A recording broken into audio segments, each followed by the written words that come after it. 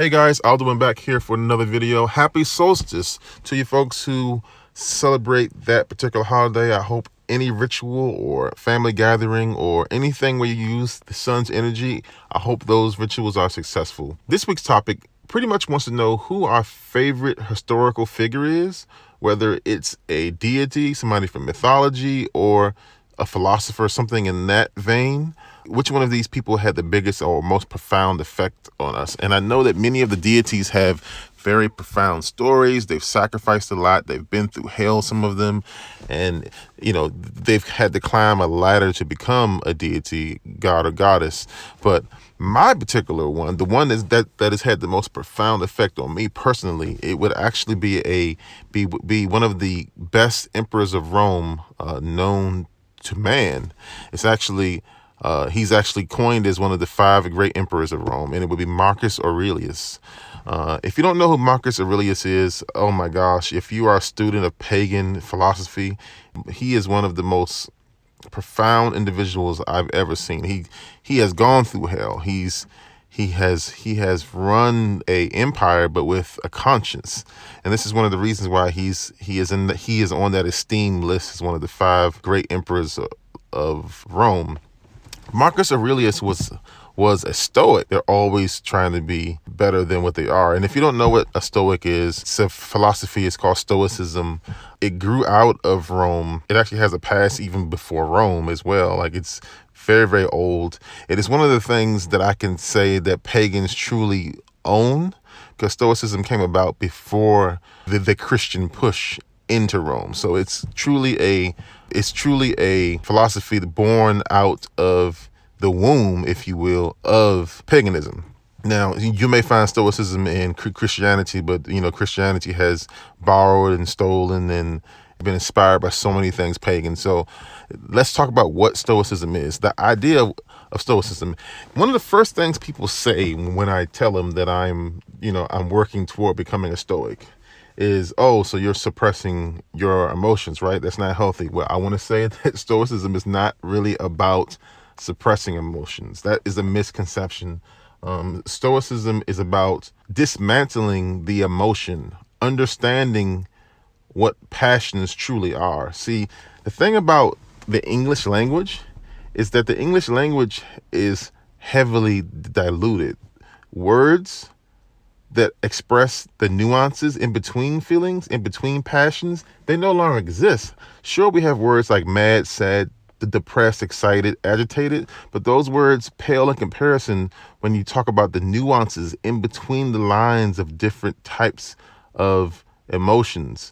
When someone says that they're mad can mean several different things. Think about being enraged. Think about being crazy.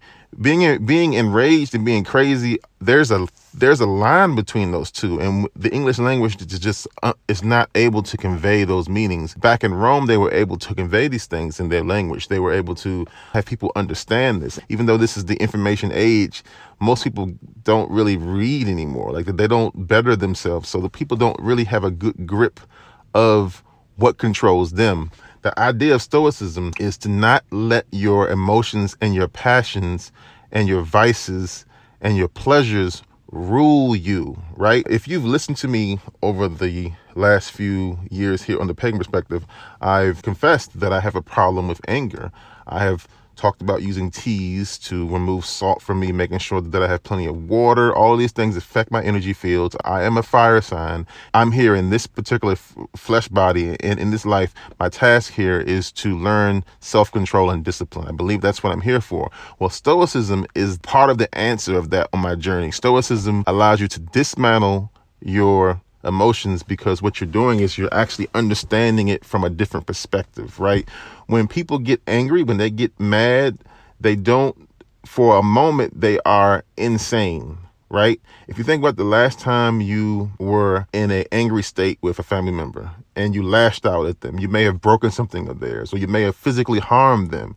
Then later on, the guilt hits you, and you thought about, oh my gosh, I did A, B, C, and D to my family member. Well, Stoicism allows you to sit in the moment, process that anger, try to pick apart that anger and understand where it comes from. Why are you angry?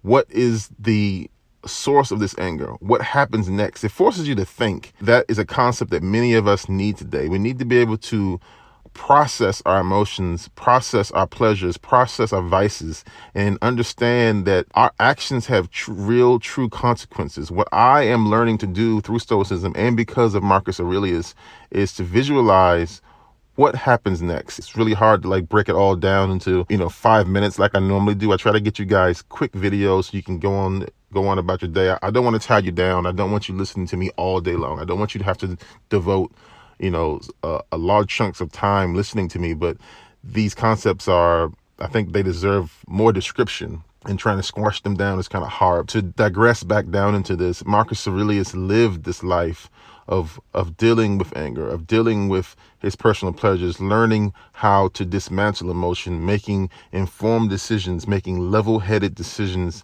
about his life. He's lived under the tutelage of people who had massive problems with anger. Hadrian, one of the well-known LGBT emperors of Rome, he lived under Emperor Hadrian. He watched as Hadrian harmed people because of his temper. He learned the easy way, what happens when you let anger take advantage of you. He saw the shame on Hadrian's face when he hurt his servants and things. So Stoicism is a way of life. It is a way of navigating the sea of life when you know that there are going to be people on the water with you who don't understand the difference between right and wrong, who are slaves to their egos, who believe that the only way that they can feel better about themselves is to cause you strife, to cause harm or discomfort to you. Well, if you are able to dismantle those emotions, those people no longer matter as much as they did before. And the end result is you end up having more time for yourself. You end up having more time for your family. You end up having more time to focus on the things that are important to your life. One of the concepts I do want to touch on with Stoicism is that if you are able to keep a clear head, ignore the person that cuts you off in traffic, ignore the person who may have caused major discomfort for you at work, you're able to stay on track. How many times have we been thrown off track because someone angered us and we wasted hours, sometimes a couple days, just processing the anger incorrectly, right? One of the things we say to ourselves when we're angry is, why did they have to do that to me? Why? And you keep asking that question, why? And what happens? What does your mind do? Your mind usually gives you 1,000 whys, 1,000 answers to all those questions as to why would this person do this to me. Marcus Aurelius and other Stoics would reprocess that, not really answer that question why, but they would ask that question as, what do I do next?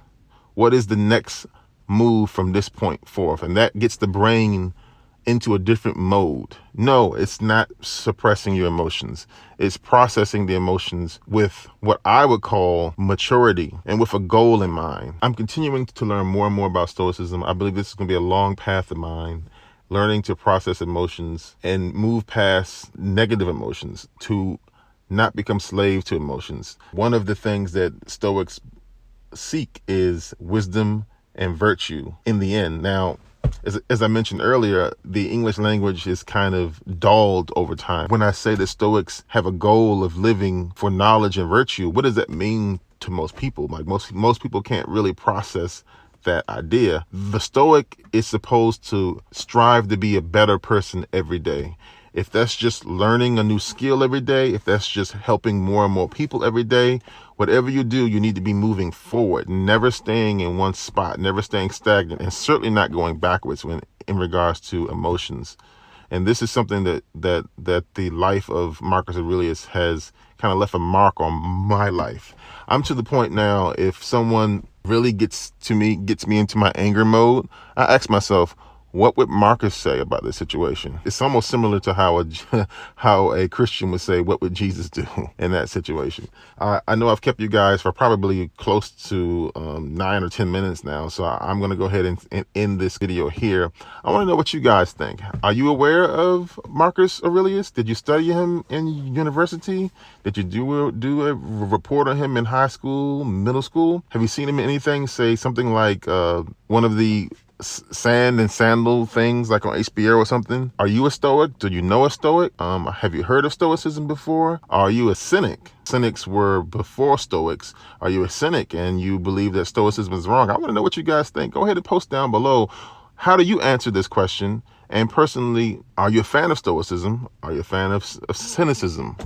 All right, guys, I'm going to get out of here. I've kept you long enough. Enjoy the rest of your solstice if you're still in the midst of planning ritual and outings and things. Look for my personal channel.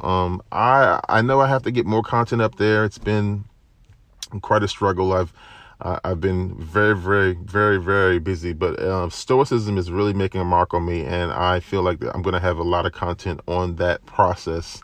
Maybe even a vlog on how I deal with my everyday, because Stoics also are kind of expected to deprocess our day and replay, kind of be our biggest critics and think about how we interacted with everyone at the end of the day. And most of them use journals to do that. I may just do a video journal. I may just open right up, guys, and share my day with you in my journey with Stoicism. So look for my personal channel down there below, and if you care to like look at that vlog, that will be on my personal channel. Next week is subs week, so I will not see you next week. I will see you guys the second week of July, so I will miss July 4th. So if I want you guys to have a safe and happy 4th of July for you people who are in the United States. And that's about it. Thanks so much for watching the video, and blessed be.